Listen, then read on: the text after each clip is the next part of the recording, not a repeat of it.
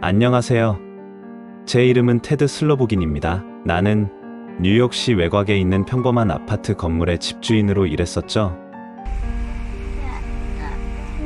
요즘에는 고층 아파트 주거 비용이 비교적 저렴해서 다양한 사람들을 만나게 됩니다. 이민자들, 젊은 가족들, 노년층 등이요. 36층에서 25년 넘게 세입자들을 거의 다 알아가게 되었지만 한 명은 예외였어요. 세입자 등록부와 계약서에는 3620호의 한 여성이 살고 있다고 되어 있었는데 제 평생 그녀를 본 적이 없었습니다. 제가 이 일을 맡았을 때 제가 대신하게 된 전직 노인 집주인은 은퇴하려던 참이었는데 정확한 이유는 알 수 없었어요. 하지만 그가 특히 강조한 한 가지는 3620호 여성과 절대 말을 하지 말라는 것이었습니다. 더 자세한 설명을 요구해도 그는 침묵으로 일관했죠. 또한 대부분의 세입자들은 애초에 제가 접근하는 것을 원하지 않았습니다. 보통은 체납된 임대료를 요구하거나 파이프가 터졌다든가 전기가 나간 것 같은 유지보수 요청을 처리하러 가야 했죠. 그건 당연한 일이었어요. 사실 이 낡은 건물이 아직도 붕괴되지 않은 게 신기할 정도였습니다. 하지만 제가 있는 동안 3620호에서는 단 한 번도 요청이 들어온 적이 없었어요. 그녀는 정말 손재주가 좋은 사람이었나 보다 생각했죠. 그리고 전 집주인이 준 비상 열쇠로 36층 모든 세입자의 방에 들어갈 수 있었지만 3620호만은 예외였습니다. 제게 일을 넘겨준 할아버지는 그녀의 임대료를 받는 방법에 대해 희귀한 지시를 했습니다. 1년 중 딱 하루만 3620호 여성이 임대료를 낸다는 거였죠. 다른 세입자들에게는 연 단위로 청구하지 않았는데 말이에요. 전 집주인은 경고했습니다. 매년 정해진 그날 해가 뜰 때까지 절대 깨어 있으면 안 된다.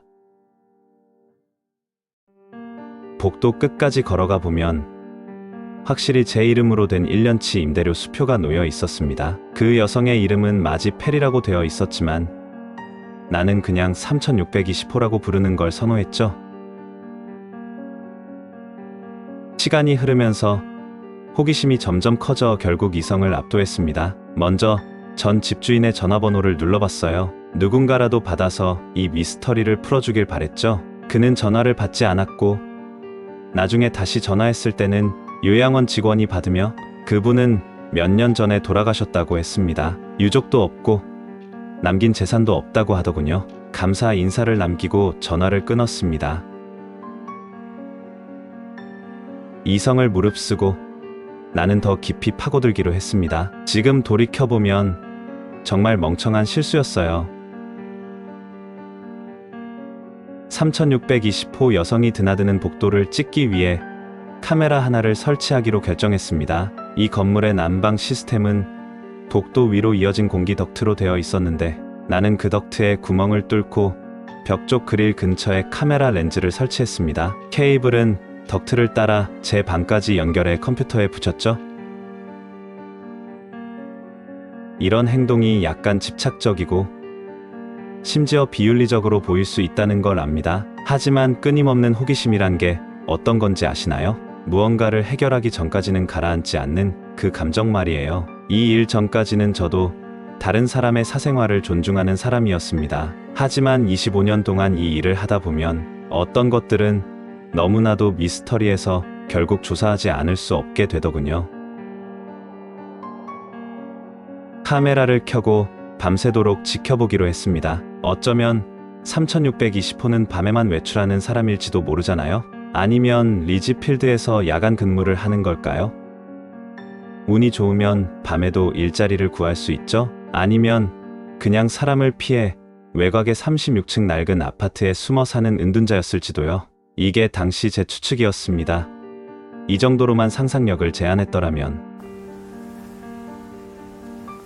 제 방에서 컴퓨터로 영상을 확인했지만 밤새 아무 일도 없었습니다. 소음도, 목소리도, TV 소리도, 바닥에 삐걱거리는 소리도 전혀 없었어요. 그래서 다음날 밤에도 계속 지켜봤지만 역시 아무 일도 없었습니다. 8일 연속으로 아무런 움직임이 없자 비로소 소름이 끼치기 시작했죠. 이 사람은 음식은 먹나? 물은? 혹시 다쳐서 일주일 넘게 방에서 나오지 못하거나 도움을 요청하지 못하는 건 아닐까? 그제서야 더 이상 장난치지 않기로 했습니다. 그녀가 수표를 문 앞에 놓을 때 나는 방에서 잠들어 있지 않고 기다릴 거였어요. 6월 6일 새벽, 카메라를 켜고 책상 앞에 앉아 모니터를 지켜봤습니다. 시계를 보니 오전 5시 30분.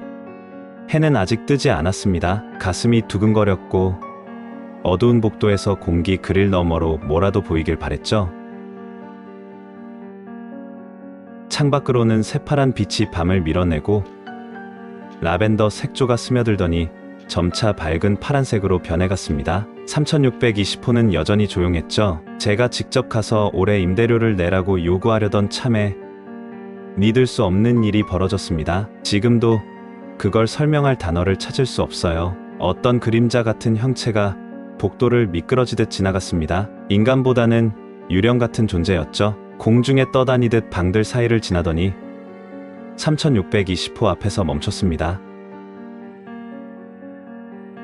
만약 그게 얼굴이 있었다면 카메라를 정면으로 바라본 것 같았어요. 그 다음 일은 설명할 수 없습니다. 카메라에서 날카로운 소음이 들렸고 카메라 자체가 덕트 안에서 공중에 떠오르는 것처럼 보였습니다. 화면이 지직거리며 노이즈로 가득 찼고 영상과 소리는 모두 끊겼죠. 카메라가 파괴된 후 목덜미로 식은 땀이 흘렀습니다. 공포에 질려 의자에서 벌떡 일어나 문을 박차고 복도로 뛰쳐나갔어요. 바로 한 차례의 찬바람이 몸을 스쳤고 순간 후에 사라졌습니다. 복도 끝까지 달려가 보니 3620호는 평소와 같았지만 문 앞에 깔끔하게 수표 한 장이 놓여 있었죠. 문을 두드리며 소리쳤습니다. 문 열어. 다른 세입자들이 자고 있든 말든 상관없었어요. 문 열라고. 되돌아보면 어느 정도 예상했던 일이었죠. 하지만 문이 열렸습니다. 3620호의 문이 열린 거였어요. 3620호의 여성, 수표에 적힌 이름으로는 마지 페리.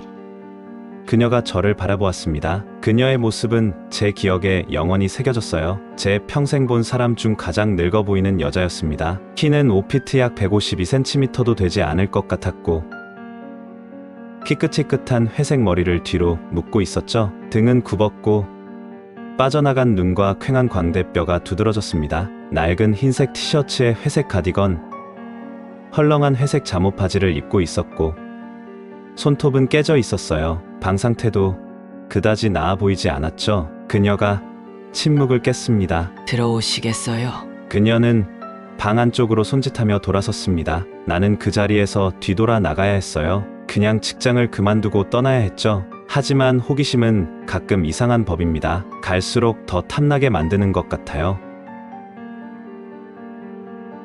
당신의 카메라가 고장났을지도 모르겠네요. 그녀는 낡아 빠진 소파에 누우며 한숨을 쉬었습니다. 그걸 알고 있었다니 나는 말을 잇지 못했습니다. 방 안 공기는 영안실 같은 냄새가 났어요. 수십 년 동안 갇혀있던 듯한 악취였죠. 그녀의 목소리는 갈라졌습니다. 네, 알고 있었어요.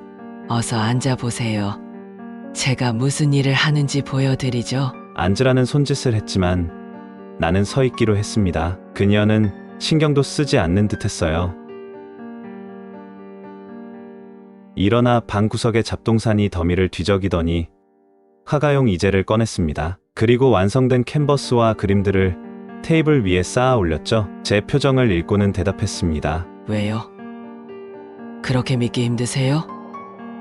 네, 슬로보긴 씨. 나는 화가예요. 사실 예술가죠. 제 작품을 보고 싶으세요? 나는 그녀의 작품이 궁금해 고개를 끄덕였습니다. 첫 번째 캔버스를 이젤에 올렸습니다. 어서 맞춰보세요. 그녀의 목소리는 마른 웃음처럼 들렸죠. 붓터치와 유화 기법으로 보아 전문가 수준의 작품이었습니다. 그림 속에는 두 개의 매우 높은 건물이 다른 건물들 사이로 우뚝 솟아 있었어요. 창밖을 보면 그대로 그릴 수 있는 풍경이었죠. 제가 뭘 보고 있는지 알 것 같자 그녀는 다음 그림으로 바꿨습니다. 다음 그림은 극장 내부처럼 보였어요. 관객들은 매우 고급스러운 옷을 입고 있었고 그림의 중심에는 수염을 기른 한 남자가 관객석 위 특별석에 앉아 있었습니다. 정장에 장갑, 타펫을 쓴 모습이었죠. 그녀는 이 작품이 가장 마음에 든다고 말했습니다. 세 번째 그림은 엠파이어 스테이트 빌딩의 아름다운 묘사였습니다. 놀라운 디테일에 저도 모르게 감탄했지만 왜 이 그림을 보여주는지 이해할 수 없었어요. 그녀의 대답은 제 평생 잊지 못할 것입니다. 알게 될 거예요. 이 이상한 여성의 방에 무단으로 들어온 것도 불편한데 대답되지 않는 질문들이 너무 많아져서 문 쪽으로 걸어갔습니다. 왜 그런 질문이 떠올랐는지 모르겠지만 물었어요. 당신 이름이 마지 페리예요?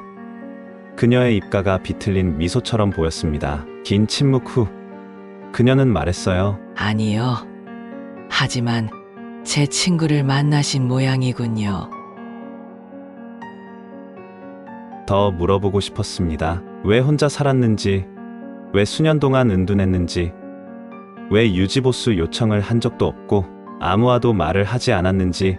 하지만 그녀는 계속 말했죠. 인생에는 대답하지 않는 게 나은 것들이 있어요. 전 집주인의 경고를 들었어야 했어요. 오늘 일은 기억하겠지만 질문이 생겨도 답을 찾지 마세요. 나는 수표를 움켜쥐고 가능한 한 빨리 방을 뛰쳐나왔습니다. 복도를 달리며 뒤를 돌아보지 않았죠.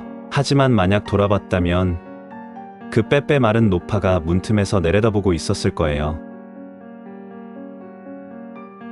그날 늦게 깨어났을 때 사람들이 제 문을 두드리고 있었습니다. 놀라서 깨달은 건 건물의 절반이 무너져 내렸다는 사실이었어요. 수십 층짜리 고층 건물의 한쪽이 완전히 붕괴된 상태에서 잔해 사이로 햇빛이 비치고 있었습니다. 대체 어떻게 그런 소음도 못 듣고 잤을까요? 나중에 알게 된 건 건물의 주요 지지대 중 하나가 기초 부분에서 무너졌다는 것이었습니다. 수년간의 노후화와 안전점검 부재, 리모델링 미비로 인해 위험한 상태가 된 거였죠. 기술자들은 왜 건물의 절반만 무너졌는지 몇 달 동안이나 고민했습니다. 하지만 나는 진짜 이유를 알고 있습니다.